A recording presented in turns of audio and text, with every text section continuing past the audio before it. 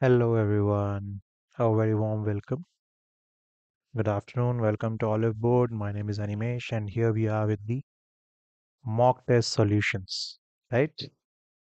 So how was the test this time? Was it good? I hope I am being audible and visible. I hope I am being audible and visible. Okay. So before starting, I would just like to show you something about the Olive score.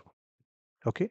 So whenever you're giving uh, tests, mock tests here, there is something called Olive score which makes you ready for the analysis, right? So you get a readiness summary here where you get your performance breakdown. What was your competence? How much is your coverage? What is your consistency, speed, stability, error profile, right? So all the tests are there and the reports are there. You can check your competence, how much accuracy was there, what is the normalized score, how much is your coverage topic wise, correct, and your consistency. And then we have a recovery playlist. So averages and allegations, you can practice questions and then you will get summary of results, right? How many questions you attempted, how many were correct, accuracy, how much time you took for the question, average time. Okay. So please try to utilize this. It's a very good opportunity to more analyze your performance in depth. Okay. So yeah, let us go ahead with our mock solution now. Okay. Uh, how was the test? Hope so it was good. Okay, we'll start. According to 2111 census data, which district of Uttar Pradesh holds the distinction of being the most populated district? Now it is asking the most populated district. These districts have been arranged in a very close manner. So when you see the answer, you will get to know they are very close. So Prayagraj is the most populated district in Uttar Pradesh. Okay, with a population exceeding 59.5 lakhs. Okay. Mhm. So as per the census, Prayagraj is 59, almost 60 lakhs. Moradabad 47.72, Ghaziabad 46.8, and Azamgarh 46.13. Okay. I'm not telling you to remember mug up all the census data, but at least you should know,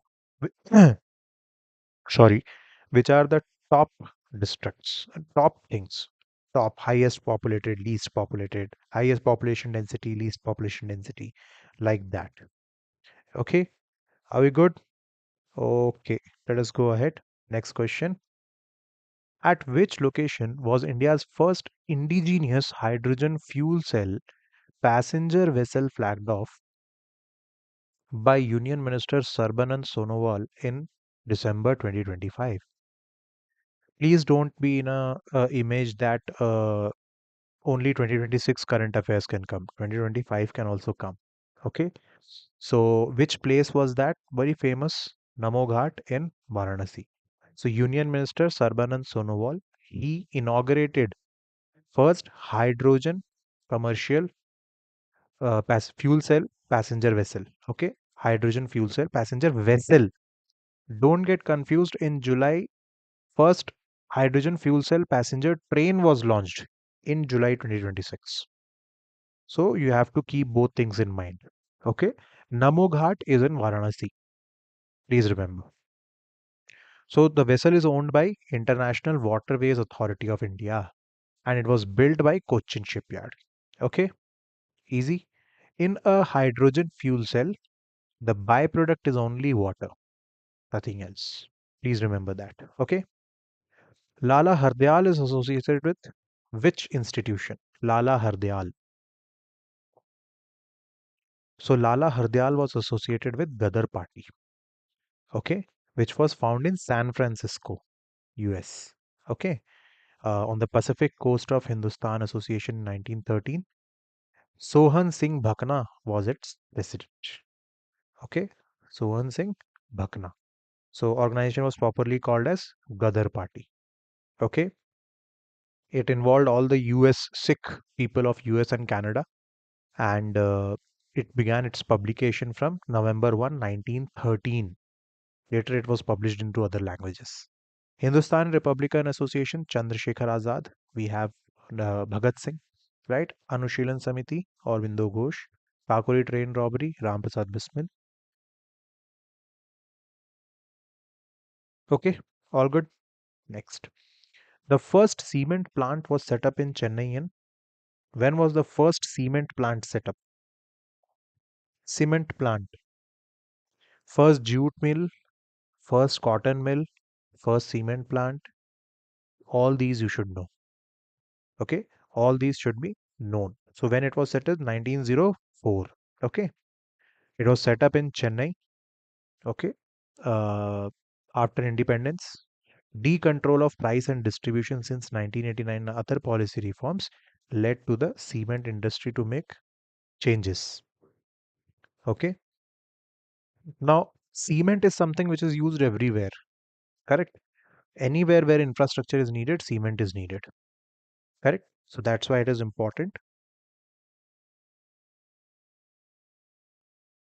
During sudden and vigorous physical activity, when there is insufficient oxygen to supply to muscles, pyruvate is converted into which substance whose accumulation is associated with muscle cramps.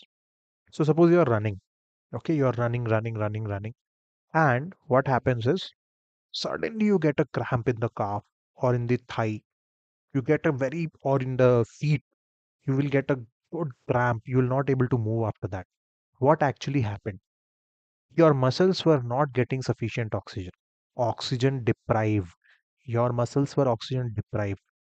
So the pyruvate which is there, that is why this cramp is coming, that pain, that is because of the lactic acid. So the pyruvate is converted into the lactic acid. Okay, in an anaerobic condition, this buildup of lactic acid causes cramps. Okay, aerobic respiration occurs in the presence of oxygen, anaerobic occurs in the absence of oxygen. Okay, pyruvate, it is a 3 carbon molecule. Okay, it is formed during breakdown of glucose. So when you have seen yeast, in yeast, aerobic respiration occurs. Aerobic is nothing but in presence of oxygen. Anaerobic means it is absence of oxygen. So that pyruvate is converted to lactic acid and you get a cramp, pain. That pain happens. Okay, easy. Next. Which of the following statements regarding Indian rivers is incorrect? Now they have given few statements. Let us see which is incorrect. Chambal River is known for its extensive badland topography. Completely right. That river is called, that area is called Chambal. Or in the local Hindi language we call it Bihad. So Bihad, right? Luni River drains into the Arabian Sea. This is incorrect. Luni River not drains; it just goes into Gulf of Kutch. It has no actually draining. Suvarna Rekha follows independently, flows into the Bay of Bengal. Yes, correct. And Pennar River originates in correct Karnataka, correct, near Nandi Hills. Okay.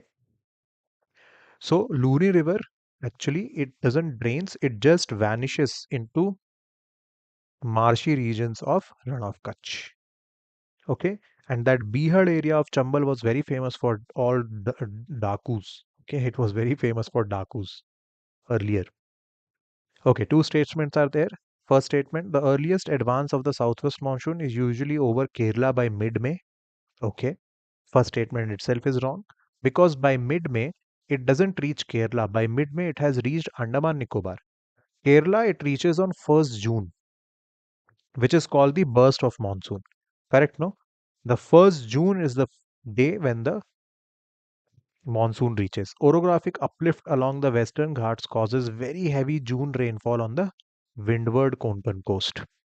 Okay, so orographic means if this is the mountain, one side heavy rain will be there and the other side will not get enough moisture. So there will be dryness, dry thing. So the windward side of the uh, Konkan coast, they receive heavy rainfall. So second statement is correct. Okay. Second statement is correct. See, as I told you, 1st June is the date when Kerala receives the monsoon. By mid-May, it has reached only Andaman and Nicobar. Okay, by 10th June, it reaches Mumbai, and by 27th June, almost at the end of June, it reaches uh, Delhi. Okay, so please remember this. When monsoon comes in Kerala, 1st June, it is called burst of monsoon. Okay, next. Which of the following correctly defines the term ecological footprint? What is ecological footprint? Simply, I'll explain you. Okay, if you have done it right, it's good. There is an area, region, total number of organisms, humans especially, living there, and like whatever resources they require, water or any resources to consume and reproduce, that is called ecological footprint.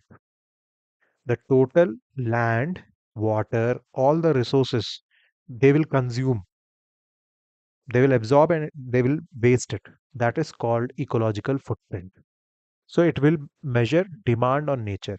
How much, suppose 100 people are there, then they will have a limited ecological footprint.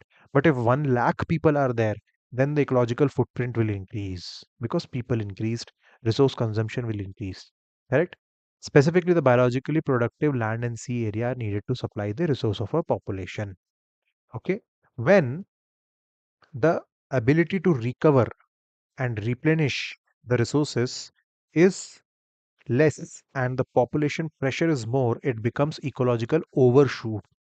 Now it is overshooting. Now it is not able to sustain. Okay. The number of species lost per year due to human activities, this is extinction rate. This is called extinction rate. The species got extinct. The percentage of forest cover lost annually due to deforestation, this is deforestation rate. Okay. And the total carbon dioxide emitted, this is carbon emissions. Emitted by an economy in a given financial year, this is carbon emission. Carbon emission is also under ecological footprint. It comes under that. Okay, are we good? So ecological footprint we know by now. We know ecological overshoot. All good? I hope everything is good. Okay. Avani Lekhara, who became the first Indian woman to win a Paralympic gold medal, is associated with which sporting discipline? Now, this is not a exactly recent current affairs question. This is an old question. Correct? She is associated with parachuting. Okay, Avani Lekhara won this medal in 2020 Paralympic Games. 10-meter air rifle SH1 event, correct? This made her win the first Indian woman to win a Paralympic gold medal. Avani Lekhara. See, Olympic gold medals, first, especially the first ones, are very, very important. Okay, she defended her 10-meter air rifle in Paris also. Okay, so in 2020 she won in Tokyo Olympics, and in 2024 again she won the same in Paris Olympics. Okay, Paralympics. Remember, it is Paralympic. So Avani Lekhara, parachuting. Okay, next. In demographic statistics, the child sex ratio specifically measures the number of females per thousand males within which age group? Now, this is a good question. Usually, we get questions on sex ratio, but this is the one we got for child sex ratio. So, what is the age group? 0 to 6 years. Child sex ratio measures the number of females per thousand males in the age group of 0 to 6 years. Now, how much was it? It was 919 as per the census 2011. Okay, 919. Hopefully, it would have increased by now. In the next census, definitely it would have increased.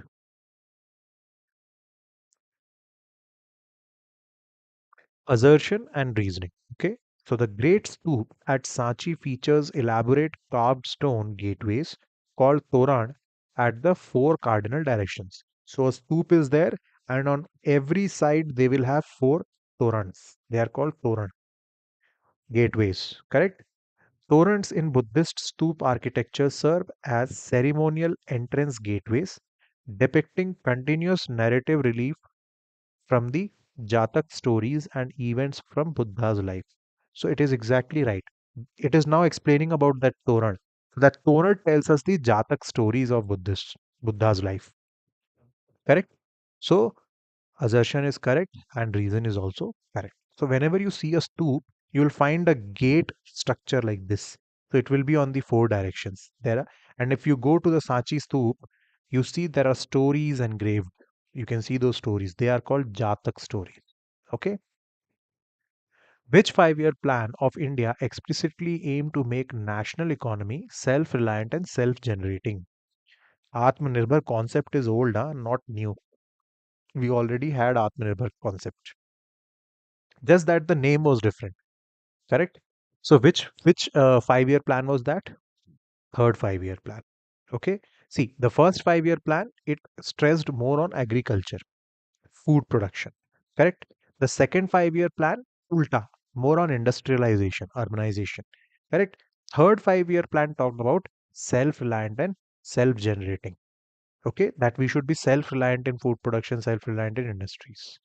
Correct. And the fourth 5-year plan, it talked about stability and progressive achievement.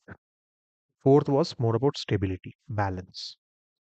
Okay, are we good? So third 5-year plan talked about self-reliance and self.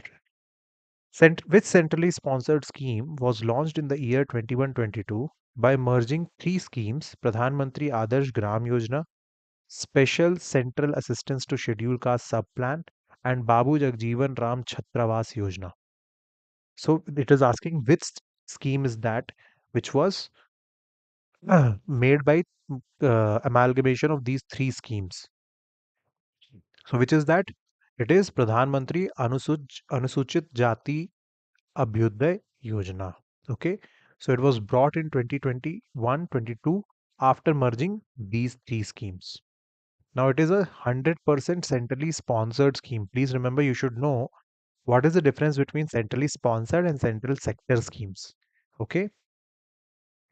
I hope you know the difference between both. Correct? Okay. So main component was for upliftment of scheduled caste dominated villages into Adarsh Gram. Correct? Development and progress of SC dominated villages and socio-economic development of scheduled caste communities. Okay. Also for the education, better education for SC students.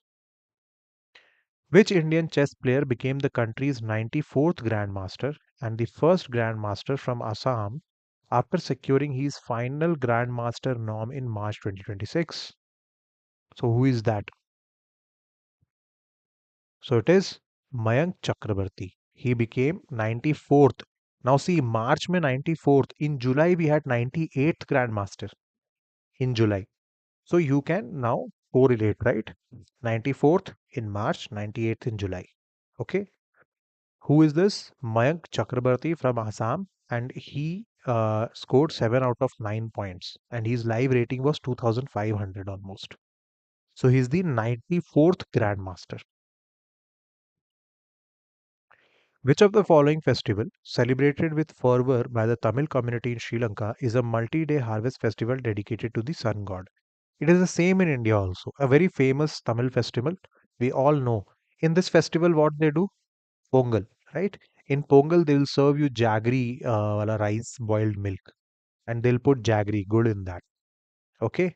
Pongal is the name of a dish also, which is prepared specially. Okay. They call it Thai Pongal in Sri Lanka. Why? Now, Pongal is to thank to sun. It is like gratitude for sun for being there till the harvest and making the crops good. Okay. And making the land more fertile. So it is like a thanksgiving to the sun. Okay, that is Pongal. What is the deadline set by Nuclear Energy Mission to operationalize 5 indigenously developed small modular reactors? Now, what are small modular reactors? As the name suggests, small, but small means doesn't mean so small. Okay, their capacity is up to 300 megawatt. Okay, so up to 2033, they have planned to operationalize 5 new SMRs, small modular reactors. Okay, their capacity, as I told you, is generation of power up to 300 megawatt. Okay, they have small size. So the idea is small modular reactors can be made anywhere. They can be put anywhere. Okay. Since their size is small, they don't need huge areas. Okay. So that was about small modular reactors, as the name itself suggests. Okay. Are we going good? All good?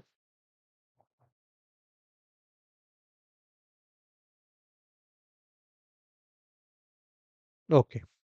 Next.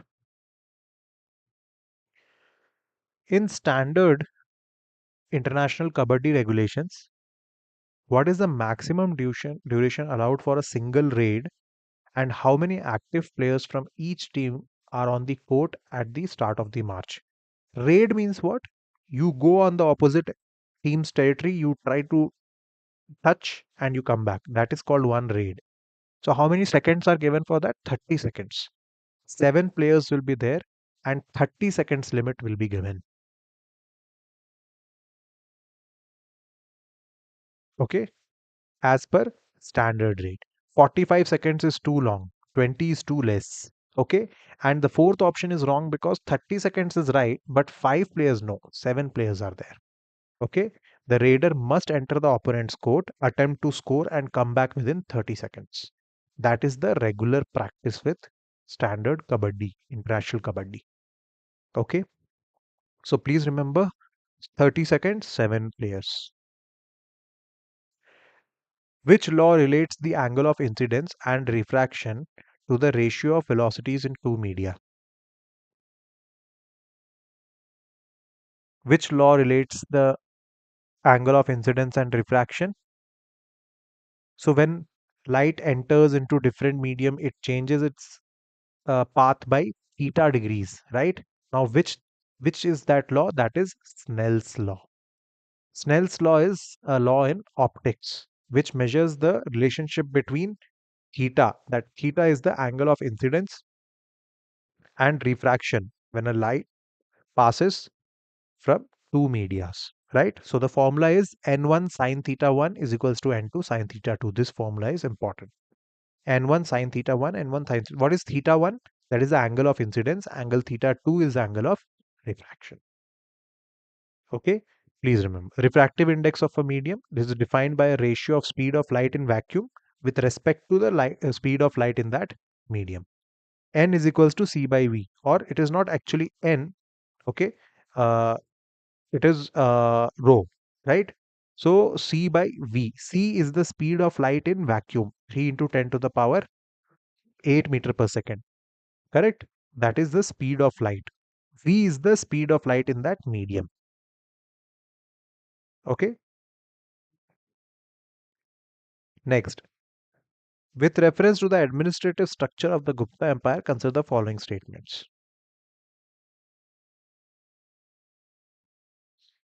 The empire was divided into provinces known as bhuktis, which were placed under the administrative charge of officers called uparikas. Definitely correct. Mauryans were more centralized. Guptas were more decentralized. So when this bhuktis comes, this is decentralization of power. Bhukti was like a province. Today we have districts, no? Kind of that. States and districts were called, and the heads were called uparikas. District level administration, Vishyas were there. District officers were assisted by advisory council, and local representatives like Nagar Shreshthi, chief merchant, and Sratvaha, Karma leader. So which of the following statement is correct? Both are correct. Okay. Please remember, Bhukti is a province in Guptas, which is headed by a Parika. It is like a district and district magistrate, kind of same. Okay. Bhuktis were subdivided into Vishyas, which were headed by a Vishyapati, SDM, subdivision magistrate. Today's. Okay. And Sartwaha was a leader of the trade karma, trade convoy. Okay. Adhisthan Adhikarna comprised of local guild heads and professional chiefs like the Nagar Shreshthi, urban chief merchant. Okay, so such terms are important from ancient as well as medieval history. Okay, please, if you can remember like this: Pratha, like these you associated with Gupta Empire. Okay, Pratha Mulkulika, Prathama Kayastha. These are related to Gupta Empire. Okay. Next, which constitutional amendment act substituted the words armed rebellion for the term internal disturbance under Article 352? Article 352 is national emergency, and it limited grounds for invoking a proclamation of national emergency in India. It limited, no? Correct? First, earlier in Article 352, internal disturbance was there, but then it was misused and national emergency was imposed. To prevent this in future, this term was replaced by armed rebellion. Correct? And one more thing was added. What was added? That now the emergency can be imposed only by the written advice of the cabinet. Only by the written advice of the cabinet. Now, which constitutional amendment is that? 44th Amendment. Okay. Via the 44th Amendment, Article 352 was amended and written advice of the cabinet was added. 42 though is the largest of the all amendments. It is itself called a mini constitution, right?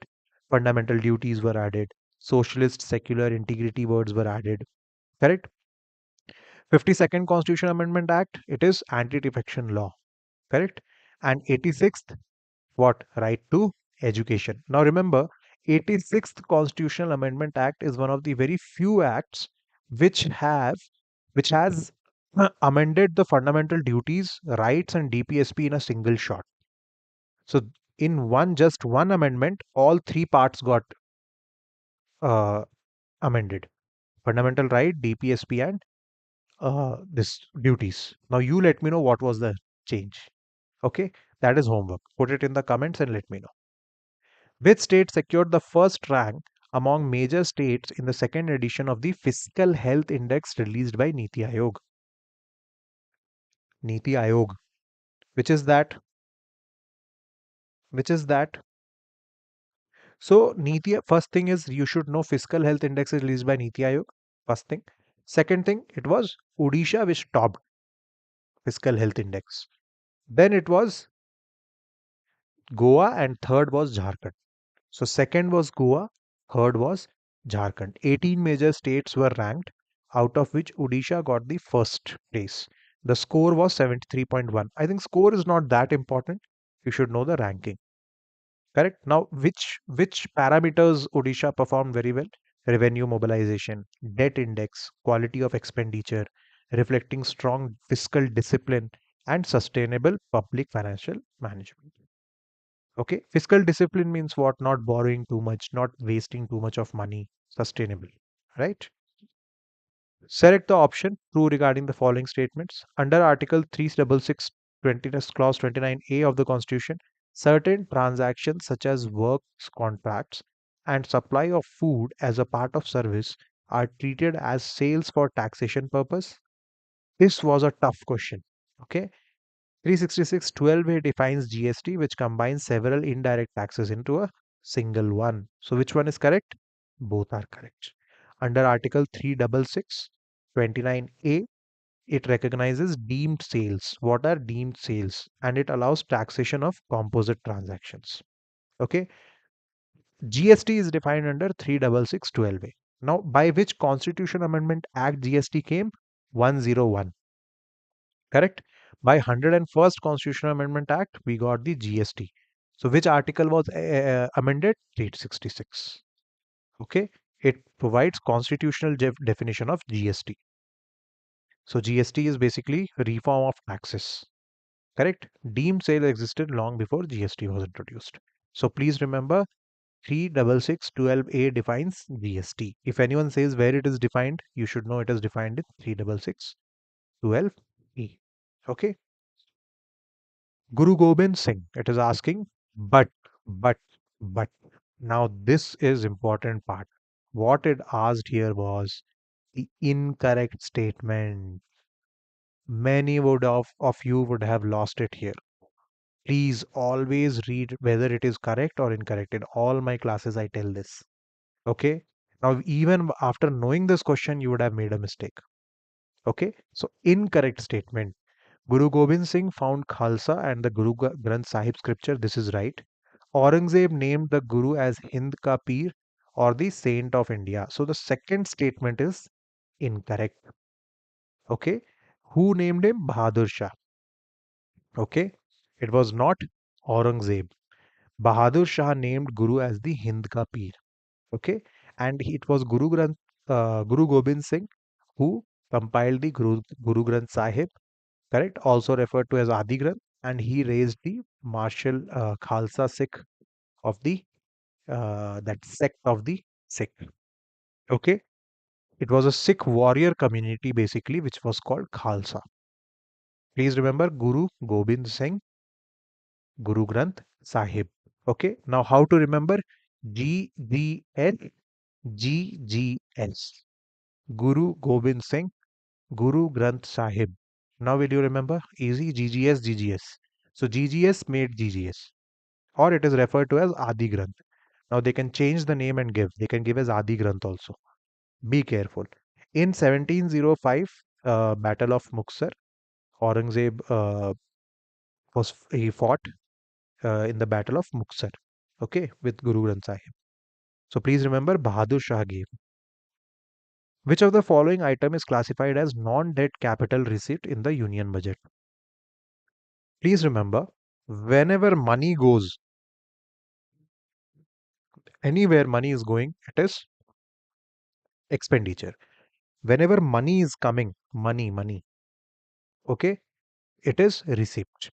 Okay, now what is non-debt capital receipt?